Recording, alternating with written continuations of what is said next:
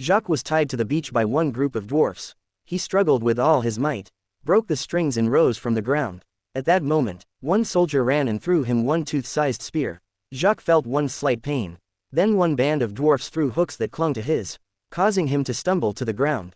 He lost news. When he woke up, he was tied up on one huge ship and led to the Palais Les Nines, shareholder of the Gears, to raise James. James begged the king to let him go. But the king, seeing this gigantic creature, the price for one murderer, and had him locked up in one prison.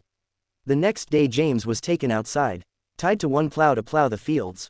The sirens of alarm sounded and the general immediately brought James back to the palace. James Walkley arrived at the palace and collapsed in exhaustion. The general rushed inside without noticing that James had his buttocks in chains. When the general returned, James had already thrown the enemies into the water as he had just laid the princess on the ground. The alarm still sounded. The palace was on fire and the king trapped inside. James saw the king prisoner through the window. He tried to remove the frame but burned himself. The princess called James for help again. Suddenly one idea. The next second he took off his pants and one large quantity of water put out the fire. The general wanted to arrest him but was soaked from head to toe. The king was saved safe and sound. He proclaimed James as their savior and everyone acclaimed him.